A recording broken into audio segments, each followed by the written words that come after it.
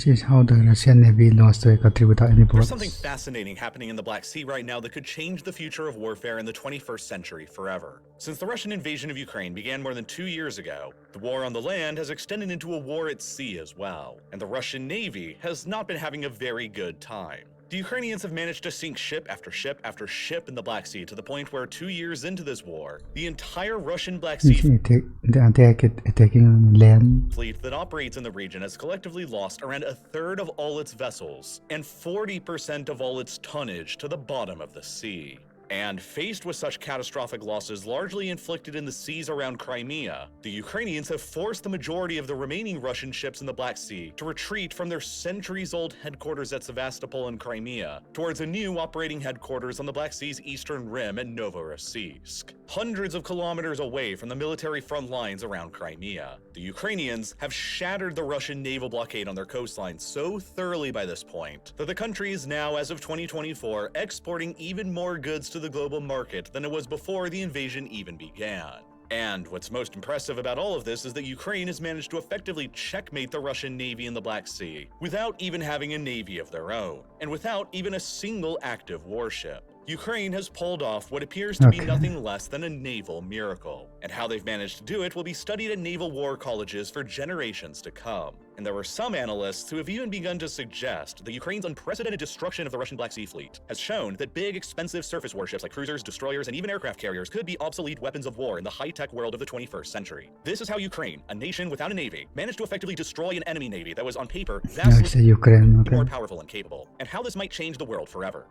First of all, it's important for you to understand Russia's inherent geographic disadvantages when it comes to its ability to wage naval warfare. Throughout Russian history, Russian naval planners have had to contend with the fact that their coastlines on the Arctic, the Pacific, the Baltic Sea, and the Black Sea are all separated from each other by hundreds or even thousands of kilometers. It is very geographically difficult to transport warships between the Black Sea, the Baltic Sea, the Arctic Ocean, or the Pacific Ocean. And in some cases, it takes literally months worth of travel to accomplish, and the ships have to pass through multiple potentially dangerous narrow choke points all along the way. Because of this, Russia has never been able to effectively concentrate its naval forces in a single theater the same way that the British, the Japanese, or the Americans have been able to do. And so, Russian naval strategy has always had to contend with this so-called four seas problem for centuries. Rather than having a single large operating navy, Russia has been geographically forced to divide its naval forces and operate four separate, smaller, largely independent regional navies in the Arctic, the Pacific, the Baltic, and the Black Sea instead, which has always made the Russian Navy more vulnerable to getting overwhelmed by foreign powers who can more easily concentrate their naval forces into a single location. The most classic example of this was during the Russo-Japanese War of 1904 to 1905. The Japanese began the war by concentrating all of their naval forces in the Pacific and launching a surprise attack against the numerically inferior Russian Pacific fleet that, at the time, was headquartered in Port Arthur in modern-day China. Then, the Russians responded to the attack by assembling additional warships that were all the way over on the other side of Eurasia, in the Baltic and Black Seas, and over a period of 18 months, painstakingly transported them all the way around the world on a journey 18 months for a while. of 18,000 kilometers to rendezvous in the South China Sea and attack the Japanese Navy in the Pacific. And once they finally got there, the new Russian fleet in the Pacific was exhausted Actually determined. and was promptly engaged by the combined Japanese fleet. The new Russian fleet in the Pacific was then almost completely destroyed down to the very last ship in the process, in one of the most catastrophic naval defeats ever suffered in human history, that also offered a prelude to what is currently going on in the Black Sea between Russia and Ukraine today. The modern Russian Black Sea fleet was founded in 1783, almost immediately after the Crimean Peninsula was first conquered by the Russian Empire from the Ottomans. For more than 240 years since then, the Russian and Soviet Black Sea fleets have always been headquartered in the port of Sevastopol, because it is the most strategically significant natural harbor that can be found anywhere in the entire Black Sea. It's a warm water port year-round that doesn't freeze over during the winter, meaning that it can be accessed by ships without needing icebreakers year-round. And it's also a deep water port, which means that its waters are deep enough to house larger displacement warships and submarines. It's a large and well-protected natural harbor that cuts into the Crimean landmass that can accommodate a very large number of ships and submarines. And it sits in a highly strategic commanding location at Crimea's southern tip, almost precisely in the geographic center of the Black Sea, enabling warships and submarines based inside to rapidly sortie out and access any threats across the region. Because of these natural advantages, whoever has been able to control Sevastopol has been able to effectively dominate the entire Black Sea region for centuries. And these natural advantages have been compounded by the fact that over the centuries that the Black Sea fleet has been based there, Sevastopol has more critical naval infrastructure and repair and support facilities than anywhere else in the Black Sea too, which cements its location as the most ideal place in the region to keep a navy at. But the Black Sea fleet's very existence and centuries-long presence in Sevastopol first came into open question a little more than 30 years ago in 1991, after the Soviet Union collapsed and dissolved. Crimea and Sevastopol each found themselves as a part of the newly independent Ukraine, and by extension, so did virtually the entire Soviet Black Sea fleet that found itself headquartered there. There were significant arguments and disagreements on the fate of the hundreds of ships in the Black Sea after the Soviet Union dissolved, with both Russia and Ukraine claiming to be the fleet's legal inheritors. In 1995, Russian President Boris Yeltsin and Ukrainian President Leonid Kuchma agreed on a temporary interim solution that placed the entire Black Sea fleet under a joint Russian-Ukrainian command, still based out of Sevastopol,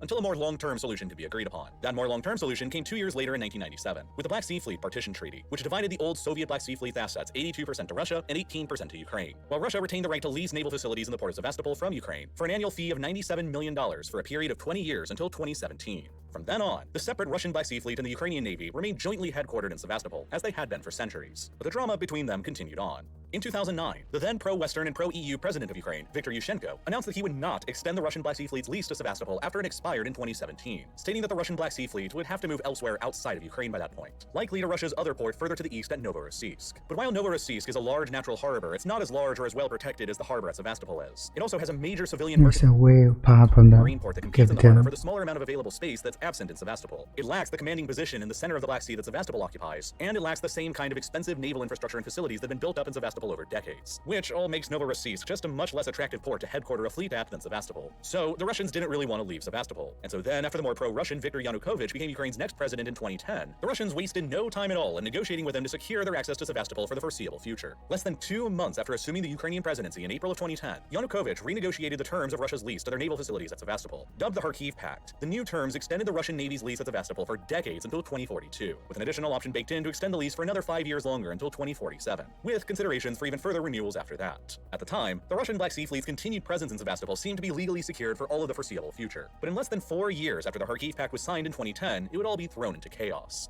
In November of 2013, protests began in Ukraine against Yanukovych's pro-Russian foreign policy that eventually culminated into a full-blown revolution by February of 2014 that ousted Yanukovych from power and sent him into exile in Russia. Then, worried that the new incoming Ukrainian government that took over afterwards would revoke the terms of the Kharkiv Pact and return to the previous Yushchenko-era policy of expelling the Black Sea Fleet from Sevastopol, the Russians quickly decided to invade Crimea with special forces and occupied it, before unilaterally declaring to annex it the following month. Russia's rapid takeover of Crimea and Sevastopol back then suddenly put the majority of the Ukrainian Navy that was inherited from the Soviet Black Sea Fleet and that was also headquartered in Sevastopol under Russian control. About 5,000 of the Ukrainian Navy sailors either defected and joined with Russia, fled, or were captured, and the vast majority of Ukraine's naval assets were captured and seized intact, which combined cut the Ukrainian Navy size down by about 2/3 virtually overnight. The only warships that Ukraine had left over after the Russian seizure of Sevastopol were 4 small corvettes and 1 frigate that became their flagship, the Hetman Sahaydachny, along with a few smaller patrol boats, and they were all forced to relocate their operating headquarters away from It's a different type of Sevastopol further west to ports. Odessa.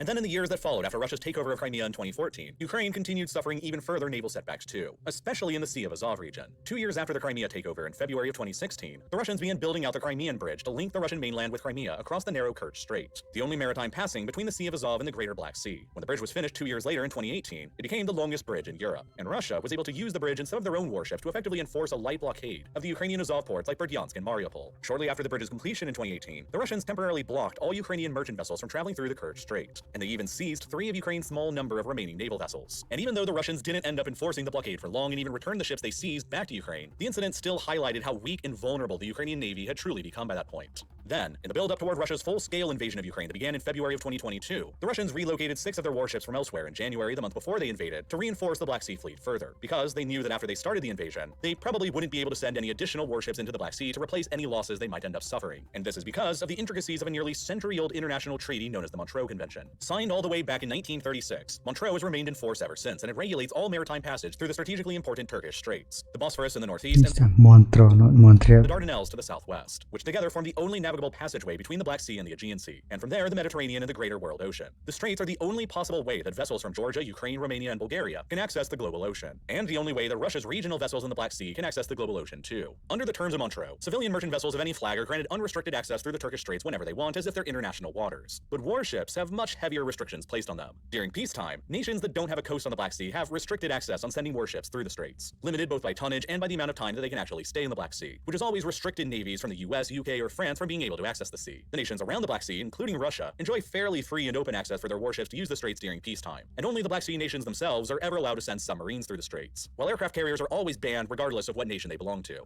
And Most importantly, the terms of Montreux grant Turkey, who controls the straits, the legal right to heavily restrict the passage of warships through the straits during a time of war. When any of the Black Sea nations are at war, Turkey reserves the right to close the straits off to any of the warships of the nations at war. And so, within days of the Russian invasion of Ukraine in 2022 beginning, Turkey exercised this right to block off any additional Russian warships from the Baltic, Arctic, or Pacific fleets from being able to get into the Black Sea and replace any of their losses, which has meant that ever since the war began, Russia I has mean, not it makes sense, I been guess. able to replace any of their lost ships in the Black Sea from anywhere else. So whatever they started with there is whatever they'll have to fight and finish the entire war with. Regardless, there were very few people who initially thought that Russia would suffer any devastating losses in the Black Sea when the invasion began. And the general consensus among analysts at the time was that the vastly larger and more powerful Russian Black Sea fleet, recently reinforced by a few more ships from elsewhere, would easily overwhelm the much smaller Ukrainian navy and put the whole country under a withering blockade. The Russian Black Sea fleet began the war with the battle cruiser Moskva, the flagship, 5 frigates, 13 heavy-duty tank landing ships, 6 modern attack submarines, and dozens of smaller vessels and patrol boats. In total, the fleet had at its disposal around 74 surface warships and 6 submarines, compared to the paltry Ukrainian fleet of 1 frigate and 4 smaller corvettes.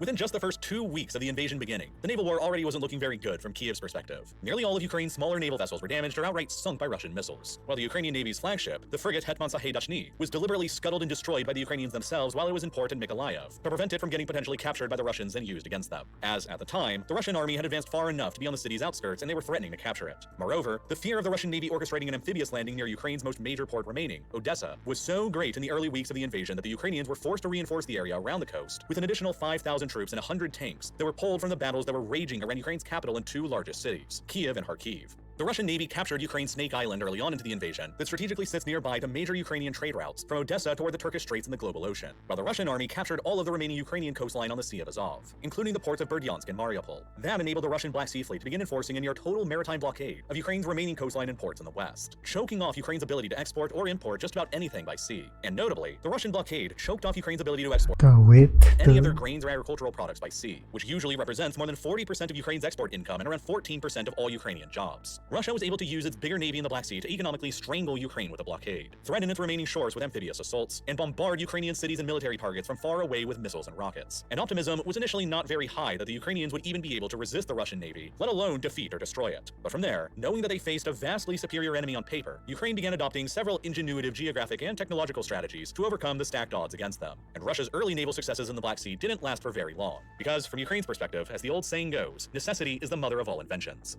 The first breakthrough was Ukraine's unconventional use of short and long-range land attack ballistic missiles. These kinds of missiles were designed to attack static targets on the ground somewhere, and were decidedly not designed to attack highly mobile ships out at sea. But then the Ukrainians started using them to attack stationary Russian warships that were docked at harbor. The first time they did this was a month into the invasion on the 24th of March 2022, when the Ukrainians were able to use a Soviet-era short-range ballistic missile to hit a Russian heavy-duty tank landing ship known as the Saratov, as it was docked within the Russian-occupied port of Berdyansk on the Sea of Azov, which reportedly caused a huge explosion and caused the Saratov to sink, representing the first major Russian warship lost during the war. And then less than a month later came Ukraine's biggest naval victory of the entire war so far. On the 13th of April 2022, the Russian Black Sea Fleet's flagship, the battle cruiser Moskva, was steaming by just east of the occupied Snake Island. The Ukrainians figured out the Moskva's position, and taking a gamble, they decided to fire a pair of Neptune anti-ship missiles at it. The Neptune is a missile designed and built within Ukraine that only entered service in the Ukrainian armed forces the year before the invasion in 2021. And so, it was completely untested in a real-world wartime scenario. They were designed to have an operating range of between 200 and 300 kilometers or 120 to 190 miles, and were designed to take on ships up to 9,000 tons in weight. Fully loaded, the Moskva clocked in at nearly 11,500 tons. But regardless, the Ukrainians decided to fire the Neptunes at it anyway and were likely not expecting significant results. But significant results are exactly what happened. The Neptune missiles both impacted the Moskva and caused catastrophic damage to it. Enough that the Russians attempted to tow it back to safety at a port somewhere, only for it to sink beneath the waves down to the bottom of the Black Sea in the process. The loss of the Moskva in April of 2022 represented the first Russian flagship to be lost in action since the devastating defeat of the Russo-Japanese War more than a century previously. And it further represented the single largest warship to be lost in action anywhere since the Argentine cruiser General Belgrano was sunk by the British in 1982 during the Falklands War. The loss of the Moskva also proved the dangerous lethality of Ukraine's Neptune anti-ship missiles that could be fired from land on the country's remaining non-occupied coastline, which effectively enabled the Ukrainians to set up a big area of anti-access area denial across the western Black Sea, extending between 200 to 300 kilometers away from the remaining coastline. This area became a huge naval kill zone for any remaining Russian warships that tried to enter it like the Moskva, and after repeated Ukrainian anti-ship missile strikes on Russia's supply ships that were resupplying the occupied Snake Island, Russia was forced to abandon the island just a couple months later in June of 2022. After that, the remaining Russian Black Sea Fleet was effectively forced out of the western Black Sea and confined to the central and eastern portions of the sea, far away and out of range of Ukraine's anti-ship missiles, lest they ended up meeting the same end as the Moskva. And then, advanced Western-supplied weapons began adding to Ukraine's ingenuity in the naval war even further. By May of 2023, the UK announced that they would be supplying Ukraine with their Storm Shadow cruise missiles, an air-launched cruise missile that has a range of around 250 kilometers or 155 miles. When the Ukrainians first acquired these missiles, they were largely used to target and blow up critical bridges across the military front line on land that were occupied by the Russians. But then the Ukrainians started getting more creative creative with them when they also began using them to target stationary Russian warships that were docked in ports. In early September of 2023, the Ukrainians fired a series of these Storm Shadow cruise missiles at a dry dock repair facility in the port of Sevastopol in Crimea, which hit and catastrophically damaged another heavy-duty tank landing ship called the Minsk, and even one of the Black Sea Fleet's attack submarines called the Rostov-on-Don, potentially destroying both of them. And then only a few days after that, the Ukrainians fired a swarm of Storm Shadow missiles at the physical headquarters of the Black Sea Fleet in Sevastopol itself as well, which caused catastrophic damage to it. Even more Storm Shadow missiles were used later near the end of December 2023 to attack and apparently sink another Russian heavy-duty tank landing ship called the Novocherkassk, as it was sitting stationary and undergoing repairs in the eastern Crimean city of Feodosia. With a range of 250 kilometers, the Storm Shadow missiles opened up the ability for the Ukrainians to strike any stationary Russian warships sitting in ports in Crimea from the air. And together with the Neptune anti-ship missiles that could hit and sink any moving Russian warships in the western Black Sea, These missiles actually the enchant. majority of the Russian Black Sea Fleet was subsequently forced into retreat away from Crimea and relocated to the Russian port of Novorossiysk on the Black Sea's eastern rim instead, largely abandoning their centuries-old headquarters at Sevastopol in the process. But the Russian warships They had to move on. continue to pose a threat to Ukrainian military and civilian targets even in Novorossiysk, though, because they fire sea-launched cruise missiles like the Russian-designed Caliber that have a 1,500-kilometer or 930-mile range, which is plenty even from Novorossiysk to continue pounding any target they want to in Ukraine. But even there in Novorossiysk, the Russian warships also weren't going to be safe for long, because the Ukrainians were developing another weapon to attack them from the sea therewith. In November of 2022, 9 months into the invasion, the Ukrainians announced that they were developing a brand new unmanned maritime kamikaze drone. And then, several months later, in July of 2023, this development was finally revealed to the public as the Ukrainian-designed Magara V5C drone. The Magara V5 is essentially a small unmanned remote-controlled boat, only 5.5 meters or 18 feet long. It is controlled remotely by an operator using a live feed camera on the drone that is equipped with night vision. It has enough life to travel for up to 60 hours or up to 800 kilometers, and can carry an explosive payload on board of up to 200 kilograms or 440 pounds. Especially when traveling at night, the drones glide along the surface of the water and are difficult to spot, maintaining a Actually undetectable. slight stealth capability before they ram into their intended target and explode like a guided torpedo. And with their range of up to 800 Wow, kilometers, that's actually scary. they can travel across most of the Black Sea from Ukraine's controlled shoreline and attack Russian warships at much greater distances than the Storm Shadow or Neptune missiles can, while offering up another dimension of attack that Russian warships have to be concerned about. And within only days of being revealed, the There are like technology that can detect this interference. Magara V5C drone would already see its first action. On the 17th of July 2023, the Ukrainians used 2 of these kamikaze sea drones to attack and blow up a section of the Crimean bridge running across the Kerch Strait between Crimea and the Russian mainland. That damaged a section of the road bridge and caused a partial closure of it for the next 3 months. Then, a few weeks later, on the 4th of August 2023, another of these Ukrainian kamikaze sea drones traveled across the Black Sea far enough to enter into the Russian port of Novorossiysk, where it attacked and impacted yet another heavy-duty tank landing ship called the Olenigorsky Gornyak, and reportedly heavily damaged it and likely knocked it out of commission. And since the new year began in 2024, Ukraine's sea drones have continued proving their usefulness. On the first day of February 2024, the Russian guided missile corvette called the Ivanovyets was hit and sunk by the Ukrainian kamikaze sea drones as it sat stationary at anchor, close to the western Crimean town of Ogonivka. Then, only 13 days later after that, the Ukrainians used a swarm of their kamikaze sea drones to attack, overwhelm, and sink yet another Russian heavy-duty tank landing ship called the Caesar Kunikov, as it was near the shore just off of southern Crimea. After its loss, the head admiral of the Russian Black Sea Fleet was reportedly sacked and replaced. It was a particularly devastating loss for the Russians because it represented the 5th of their heavy-duty tank landing ships in the Black Sea to be destroyed or sunk by the Ukrainians since the invasion began. And they only had 13 of them in the Black Sea to start the war with that cannot possibly be replaced from elsewhere through the Turkish Straits, so long as the war continues going. These ships are very valuable to Russia's war effort in Ukraine because each one can carry up to 10 main battle tanks along with 340 troops and all of their equipment, and they're specifically designed to unload their tanks and troops on a beachhead much faster than a normal ship can. Russia primarily supplies its troops on the front lines in Crimea and Kherson via the Crimean Bridge across the Kerch Strait, which is a dual rail and road bridge that brings in Russian supplies and manpower by train and by truck. But if the Ukrainians manage to permanently knock the bridge offline in another attack, or even knock it offline for a long stretch of time, then Russia will have to switch to using its heavy-duty landing ships to ferry tanks, vehicles, equipment, and troops from the mainland to Crimea and Kherson instead. And so, the more of these kinds of ships that Russia loses in the Black Sea, the more vulnerable of a logistics position the Russians will find themselves in if the Crimean Bridge suffers a more serious attack in the future. And with only 8 of them rather than 13 already, they're already facing a potential problem here. And then the following month in March of 2024, the Ukrainians attacked and managed to sink another significant Russian warship using their kamikaze sea drones. This time, the Sergei Kotov, a large and modern patrol boat that the Russians only finished constructing a few years ago back in 2021, that, according to Ukrainian intelligence, cost them $65 million to build. Each of Ukraine's Magara V5 kamikaze sea drones costs a relatively paltry $250,000 a pop to produce, which means that Ukraine's sea drone program is experiencing a wild return on investment. In less than 1 year, a series of cheap $250,000 sea drones built by Ukraine have destroyed or sunk 4 major Russian surface warships. money.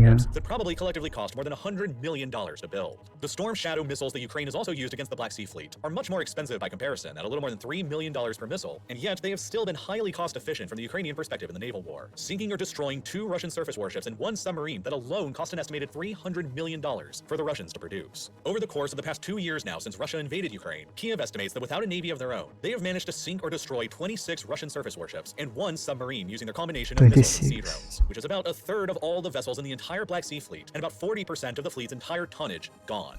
And naval officers They're actually losing. from around the world are almost certainly studying what's happened here over the past couple years in the Black Sea, because the lessons and consequences could be profound and have huge ramifications all around the world. For example, what lessons are the Chinese learning here for their own war plans surrounding a potential amphibious invasion of Taiwan? China has probably anxiously watched on as the on paper vastly more drones. more powerful and capable Russian Black Sea Fleet has gotten itself absolutely thrashed by a country that doesn't even really have a navy. And Taiwan has a substantially more formidable navy and budget to work with than the Ukrainians did. It's true that Taiwan's navy pales in comparison to China's on paper, but so did Russia's over Ukraine's. What is to stop Taiwan from pouring their much larger finances than Ukraine into what has clearly worked so well in the Black Sea and building up an arsenal of thousands of cheap kamikaze sea drones and anti-ship missiles? Would that be capable of halting the Chinese invasion fleet in its tracks the same way that the Ukrainians have halted the Russians in the Black Sea? Moreover, what if non-state actors like the Houthis in Yemen began getting their hands on cheaply made kamikaze sea drones like the Ukrainians? Would the Houthi attacks on merchant shipping in the Red Sea and around the narrow Bab el-Mandeb Strait get far more successful and deadlier if they had these kinds of sea drones at their disposal? There are some analysts who think that Ukraine may have just opened up a Pandora's box in global naval warfare, and that their employed strategies in the Black Sea have proven to be so effective that they may have just made large conventional surface warships an obsolete weapon of war in the 21st century. And back to Ukraine itself, they've been able to build off of the success of their anti-access area denial capabilities that have pushed the Russian Navy far enough away from their shores to open back up their maritime trade routes to global markets. For about a year between July of 2022 and July of 2023, the Russians and Ukrainians had a deal in place that enabled the Ukrainians to continue exporting their economically significant grain and agricultural products to world markets. Ukrainian grain exports were able to return back to pre-war levels under the terms of the deal. But then, the Russians withdrew from the deal in July of 2023 and began bombarding Ukrainian ports with missiles and drones again, while further warning that merchant vessels in the Black Sea sailing to and from Ukraine could come under attack. Policymakers in countries from around the world were terrified that this could mean Ukraine's globally important grain exports to the world market would crash again just like they did immediately after the invasion began. But with the Black Sea Fleet beginning to be pushed out of both the Western Black Sea and from Crimea, the Ukrainians felt confident enough to devise a new trade route across the Black Sea for their merchant shipping to take, hugging their own coastline within range of coastal artillery batteries and their Neptune anti-ship missiles and their explosive sea drones, before continuing on hugging the coastlines of Romania and Bulgaria, which are both members of NATO, before continuing on towards the Turkish Straits and the global market. And since the entire route follows shallower waters near to the coast, Russian submarines will struggle to operate in them. And since September of 2023, when the Ukrainians started using this new trade route, the Russians haven't attempted a serious attack on it a single time. And the Ukrainians' grain exports have increased to levels even higher than they were before the war, with higher exports in January of 2024 than in January of 2019 or 2020.